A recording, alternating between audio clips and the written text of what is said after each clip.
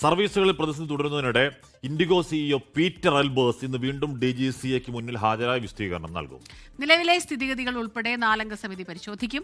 കെടുകാര്യസ്ഥതയും ജീവനക്കാരുടെ ഡ്യൂട്ടി സമയങ്ങളിലെ പ്രശ്നങ്ങളുമാണ് പ്രതിസന്ധിക്ക് കാരണമെന്ന് വ്യോമയാന മന്ത്രി റാം മോഹൻ നായിഡു പ്രതികരിച്ചു. വിനിത വിജയ വിവരങ്ങൾ മറ്റിരുന്നു. Vinitha, good morning. നഷ്ടപരിഹാരം കൊടുക്കാവുന്നതും പക്ഷേ 10,000 മുതൽ 50,000 രൂപ നഷ്ടപരിഹാരം നോക്കി അതൊക്കെ ആ മേഖലയിലൊക്കെ പരിഹാസ്യമായ നഷ്ടപരിഹാരമാണ്. വിനിത, അപ്പോൾ ഇന്നിപ്പോൾ ഹാജരായി ഇത് പെട്ടെന്ന് അഴിയുന്ന കുരുക്കല്ല, ഇൻഡിഗോയുടെ മുകളിലുള്ള കുരുക്ക്. വിനിത,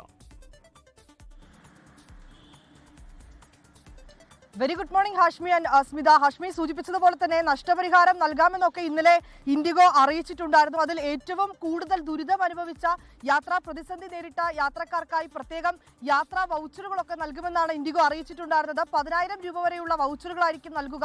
അടുത്ത 12 മാസത്തേക്ക് ആ വൗച്ചറുകൾ ഉപയോഗിച്ചുകൊണ്ട് ഇൻഡിഗോയുടെ വിമാനങ്ങളിൽ എവിടെ വേണമെങ്കിലും അവർക്ക് യാത്ര ചെയ്യാം എന്നുള്ള തരത്തിലായിരുന്നു അവർ നൽകിയിരിക്കുന്ന ആ നഷ്ടപരിഹാരം. 5,000 രൂപ മുതൽ 10,000 രൂപ വരെ ഈ യാത്രക്കാർക്ക് നൽകുമെന്നൊക്കെ അറിയിച്ചിട്ടുണ്ട്. പക്ഷെ അങ്ങനെ പറയുമ്പോഴും ഞങ്ങൾക്ക് പ്രശ്നങ്ങളൊന്നുമില്ല എന്ന് ഇൻഡിഗോ ആവർത്തിക്കുമ്പോഴും ഇന്നലെയും സമാനമായിട്ടുള്ള പ്രശ്നങ്ങൾ ഇൻഡിഗോ വിമാന സർവീസുകൾക്ക് നേരിടേണ്ടി വന്നിട്ടുണ്ടെന്ന റിപ്പോർട്ടുകൾ തന്നെയാണ് ലഭ്യമാവുന്നത്.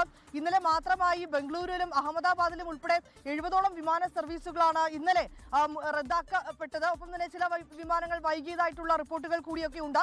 ഈ പശ്ചാത്തലത്തിലാണ് ഇന്ന് വീണ്ടും ഹാജരാകാൻ ഇൻഡിഗോ സിഇഒ പീറ്റർ എൽബേഴ്സിനോട് വ്യോമയാന മന്ത്രി നിർദ്ദേശം നൽകിയിരിക്കുന്നത്. DGCയാണ് നിർദ്ദേശം നൽകിയിരിക്കുന്നത്. ഇന്നലെ അദ്ദേഹം DGC ആസ്ഥാനത്തെത്തുകയും നിലവിലെ ഷെഡ്യൂളുകളും ഒപ്പം തന്നെ നിലവിലെ പ്രതിസന്ധി പരിഹരിക്കാൻ സ്വീകരിച്ച നടപടികളും ഒക്കെ തന്നെ അദ്ദേഹം അറിയിച്ചിട്ടുണ്ടായിരുന്നു. ഇത് കൂടാതെ തന്നെ ഈ പ്രതിസന്ധി നിരീക്ഷിക്കുന്നതിനായിട്ടുള്ള പ്രത്യേക 4 അംഗ സമിതി രൂപീകരിച്ചിട്ടുണ്ട്.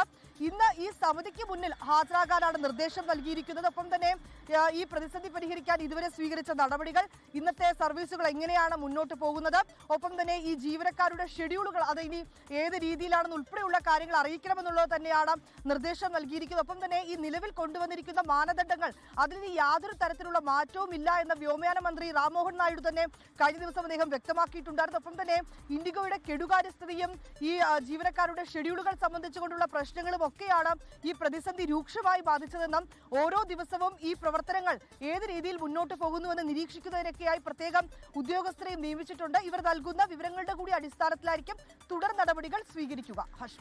ലോകത്തെവിടെയായാലും ഏത് സമയത്തും 24 വാർത്തകളും ഓഗ്മെന്റഡ് റിയാലിറ്റി പാക്കേജുകളും എക്സ്പ്ലെയിനറുകളും വിശദമായി കാണാൻ ഞങ്ങളുടെ യൂട്യൂബ് ചാനൽ നിങ്ങൾക്ക് സബ്സ്ക്രൈബ് ചെയ്യാം.